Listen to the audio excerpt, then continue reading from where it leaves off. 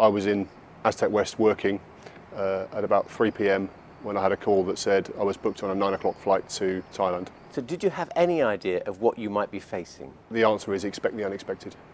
Just talk us through the moment, because we've seen a bit of it on video, of when you appeared to surface and you appeared to have found them. It's been mentioned by some members of the press that it was luck. I would say that was absolutely not the case. Our procedure is, in this situation, we're swimming along an underwater passage. Wherever there is airspace, we surface, we shout, and also we smell. And in this case, we smelt the children before we actually saw or heard them. How many of you? 13? Yeah, 13. Brilliant. What sort of chances did you give this operation of success? Well, given the volume of water we'd seen come out of that cave in the preceding couple of days, it was unbelievable that we'd found them and that they were all healthy. And I think we were both Rick and I were aware of the enormity of the task. What sort of problems were you facing? The visibility in the water is very low, so varying down to a few inches. There was also a lot of debris in the cave from previous attempts, wire, electrical cable, pumps, tubing, all sorts of things. The cold also was an issue. Some of the children were quite small, so we were quite concerned about how well the smaller children would hold up in terms of the journey out through the water. What struck me about that photo is that some of the kids were smiling. They were big smiles.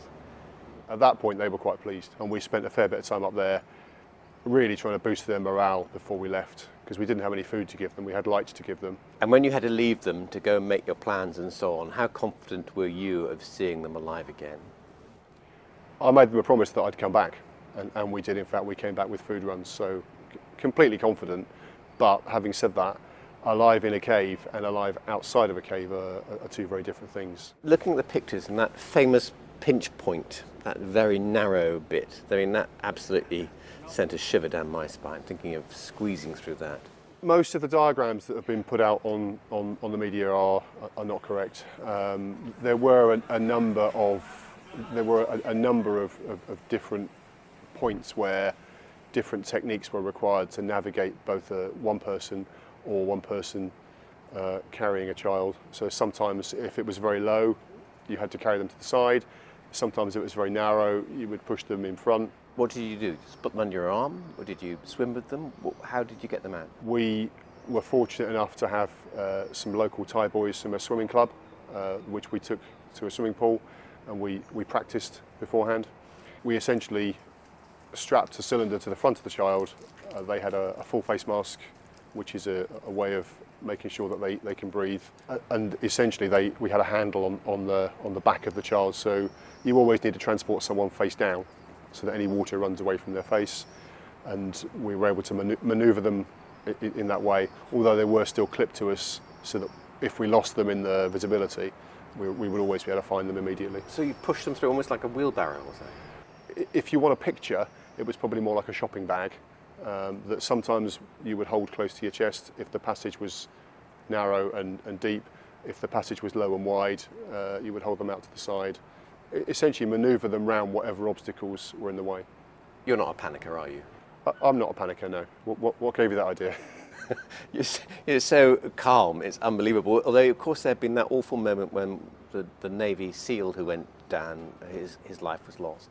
Well, I'd like to extend my condolences to Saman's family and his relatives. Again, it's a shame because with the rescue being so successful, that kind of adds a bittersweet flavour.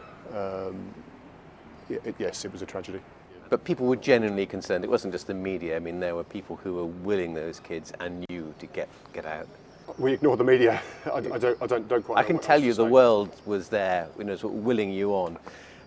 But you're back now. But then you went back to work immediately. Yep. Work yesterday. No rest for the wicked. And I've seen some pictures of you back at Cubs. You're a leader there? That's right. Yes, at Long Ashton. Yeah.